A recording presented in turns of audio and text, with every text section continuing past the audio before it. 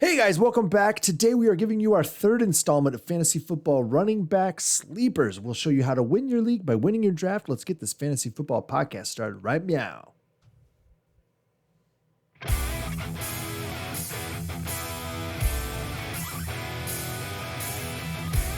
Hey everyone, welcome to the Fantasy Football Upside. I am Justin, that is Kyle. Thanks for dropping by our Fantasy Football podcast and YouTube channel. We appreciate it. Oh yeah. Boy, we're going to keep this momentum going, Kyle. We got another content-filled week for you all.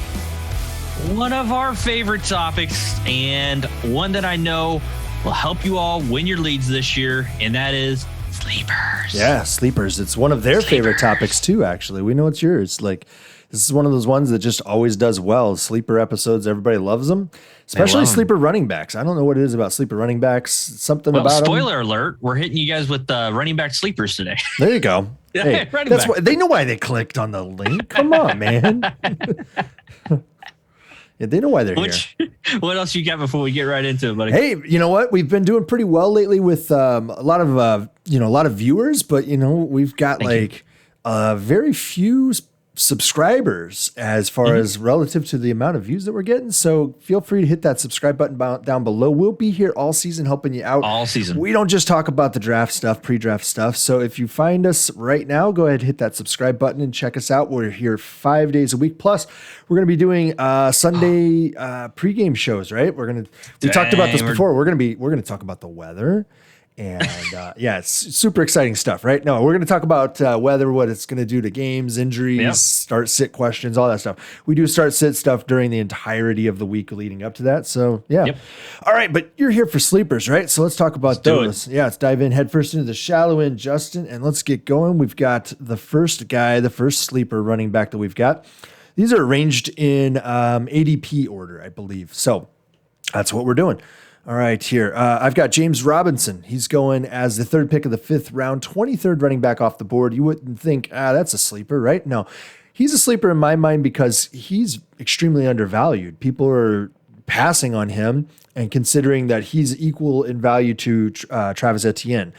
I think that Etienne's likely to get some work, but I don't think he's going to be taking over the backfield from James Robinson anytime soon. As long as he's in town, the dude's going to ball out. That's what he did last year. He got a lot of volume last year, and that was really, really helpful to him.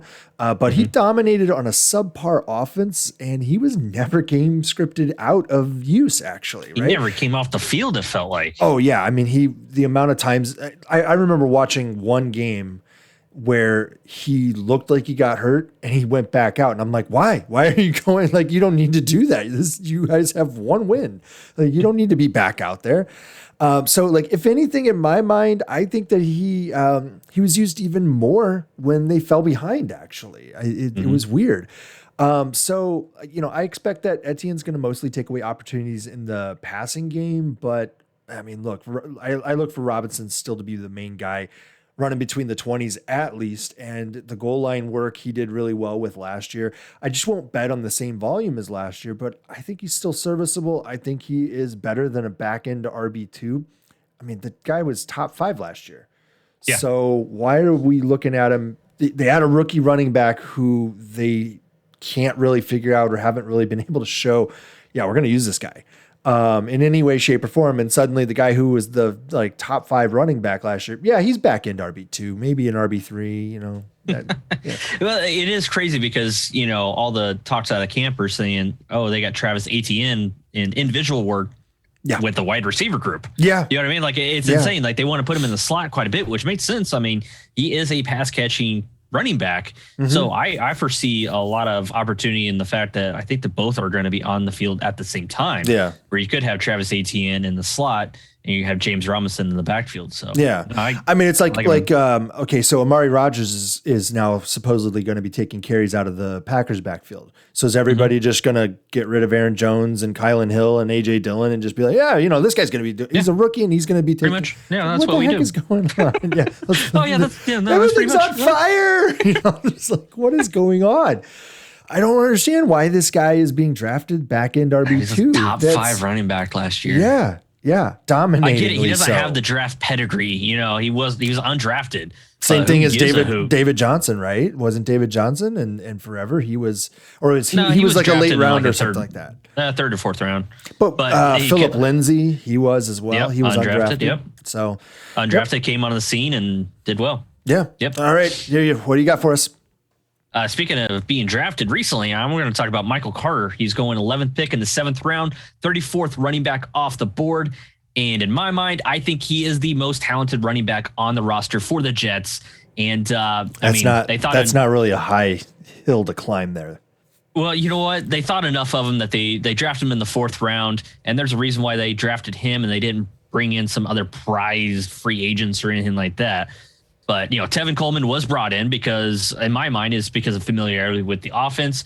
But he's a shell of himself once, you know, the injuries kind of sapped all of his athleticism. Ty Johnson could not stay with Detroit. So if you can't stay in Detroit backfield, Michael Pirine, Josh Adams, I mean, they're battling out for that last running back spot.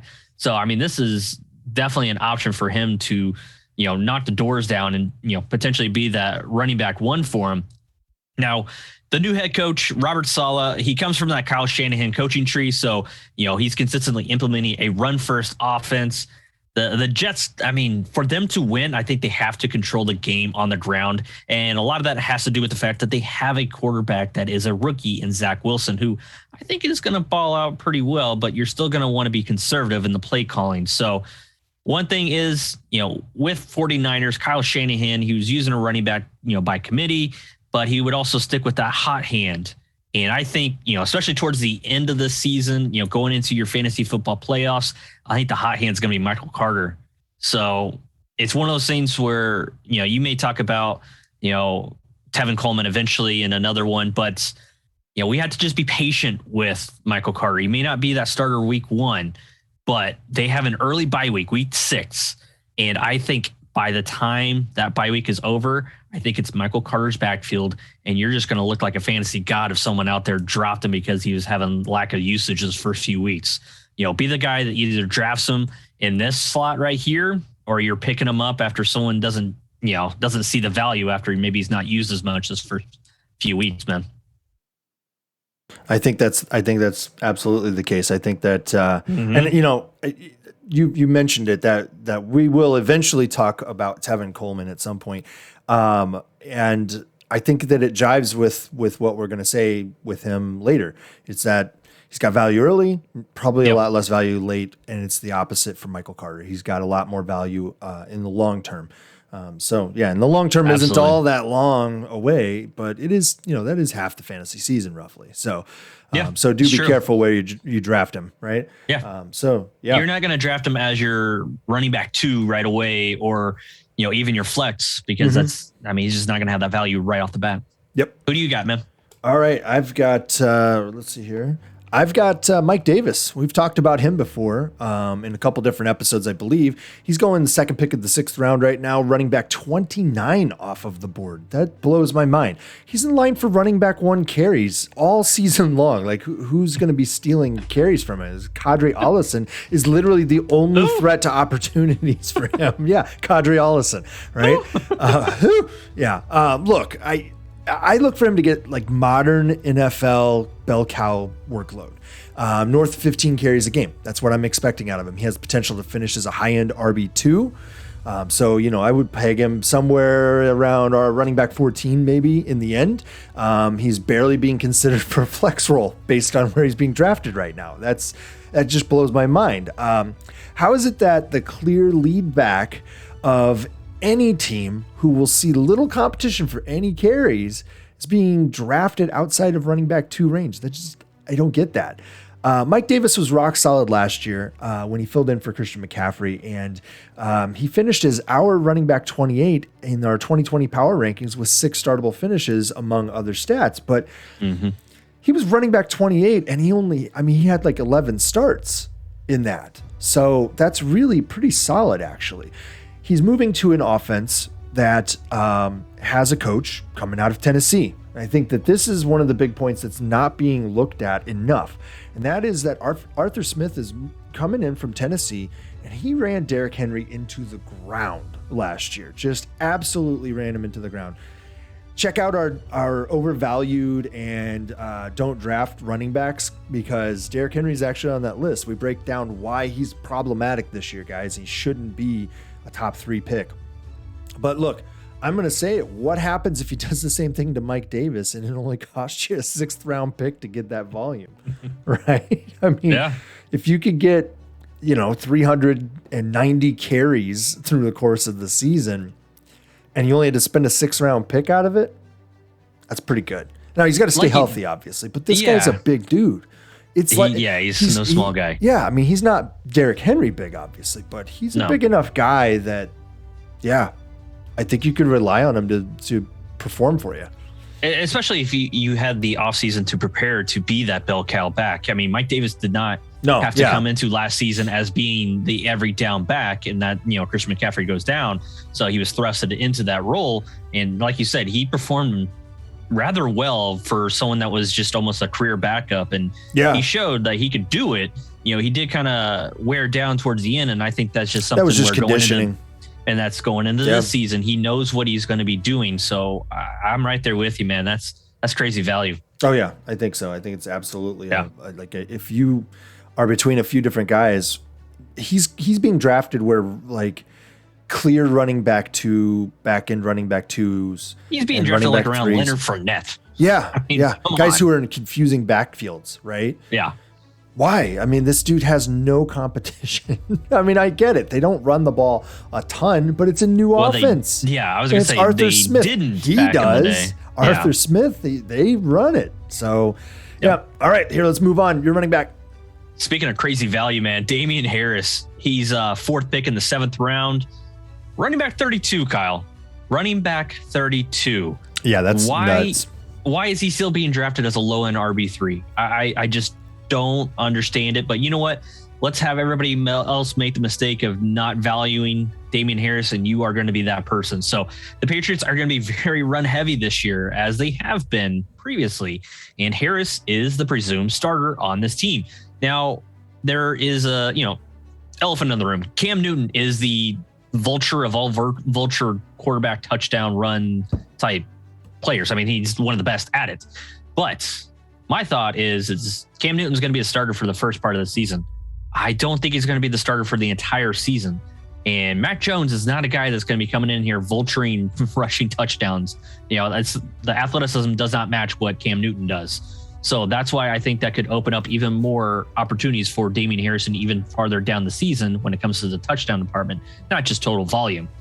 So there are a couple other running backs in this offense. Sonny Michel has looked okay. I watched a little bit of the preseason games, but although both Harris and Michel have struggled to stay healthy, it's Michel that is more likely to miss time. I mean, he's missed time every single season. But I look back at Damien Harris. I think of a guy that's a downhill runner. That's evident by he had 5 yards per carry last year in 2020.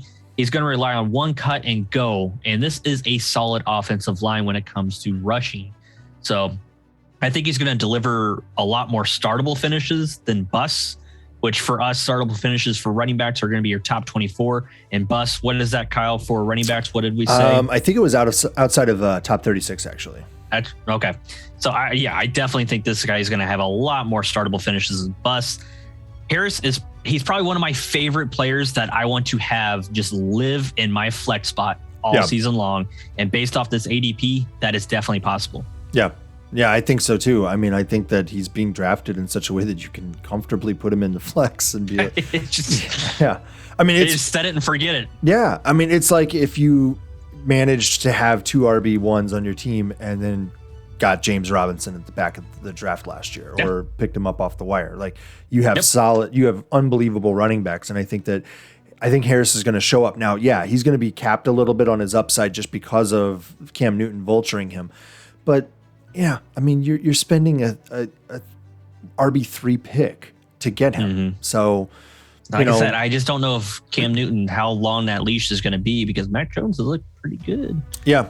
Yeah. Cam's looked pretty good too. I mean, that's what Cam looks a lot better. So he does. I don't think it's as clear cut as Cam's going to be gone. But yeah, I think that it is definitely an issue. So we'll see what happens and how it plays out. But I think that Belichick has got some patience in him. So, yep. All right. And we go. I got Trey Sermon. He is going 9th pick, 8th round. He's the 38th running back off the board, if you can believe it. Why am I talking about this guy? It's because he's actually my, I think, ultimate running back sleeper this year for me. He's being drafted as a backup / handcuff for Raheem Mostert. And Jeff Wilson, who would usually be in that role, is going to miss significant time this year. We already know that. And Sermon should have a significant role right off of the bat, and he could be utilized as the running back 1 in this offense for a good part of the season, including the start of it. Mostert is just delicate, and they're not playing Trey Sermon a whole lot right now. This offense wants to run a whole bunch, and Mostert's never really been able to stay healthy and maintain that when he's been given lead back carries. So I think that it is a situation where Sermon is ripe for the picking. You're looking at a great draft spot for him. And it could stall out there. We talked about this earlier in the offseason that we thought he could be a guy who falls off of our sleeper radar just because people start talking about him too much, right? Well, now he's a little nicked up, talking about an ankle issue. He's not playing in their second preseason game. And as a result, boom, he's now a hidden gem, potentially, right?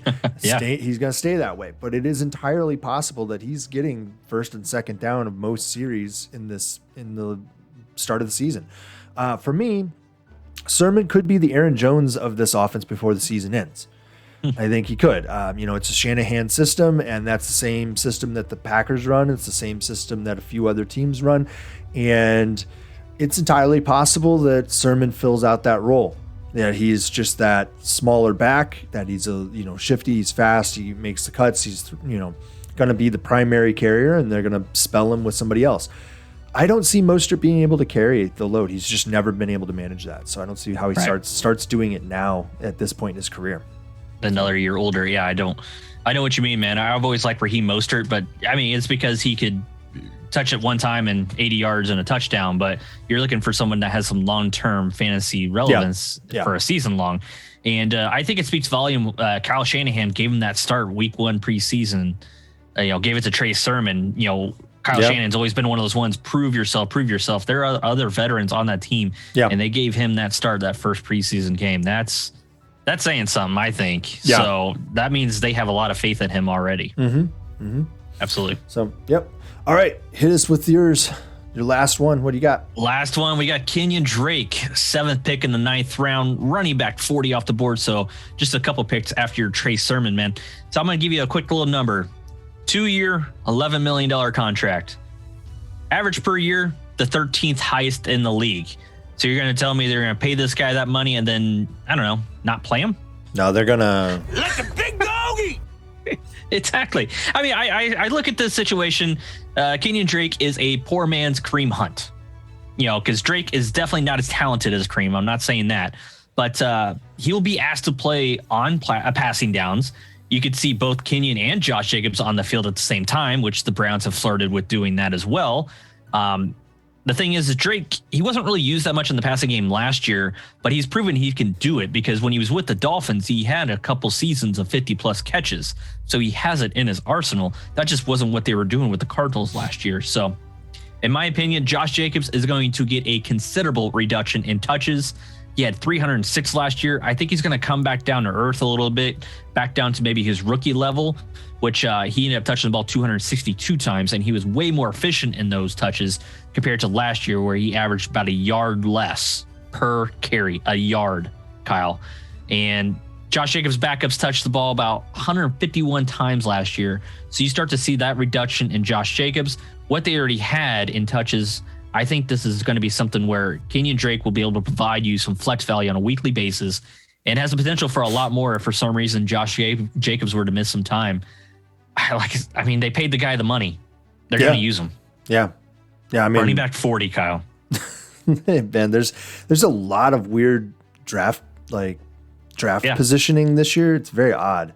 I've never really been a big fan of Kenyan Drake. That's not, you know what I mean? But we're also not drafting the top 24. I mean, his last year or two in Miami showed a lot of potential in the same way that McCarthy looked like he was always holding Aaron Jones back, right? Yeah. And so And he came on the scene. He came in hot with Arizona when he got traded there during the season. About 8 games. And then he did okay last year. I mean, he still finished, I think, a top 24 running back. So yeah, I don't recall. But he was being drafted as a top 24 running back. And, here you're not having to do that. Yep. All right, guys, that's going to do it for this episode. Make sure you hit that subscribe button down below and hang around. We're going to do more sleepers tomorrow. We're going to do extra deep sleepers, right? These are the ones who may or may not be getting drafted, actually, right? Or if you're in a league that's going to, draft all the way up over 20 players, maybe these guys are in your roundhouse. I don't know, or your wheelhouse, right? All right, we'll talk to you guys later. Thanks a lot. Bye. See ya.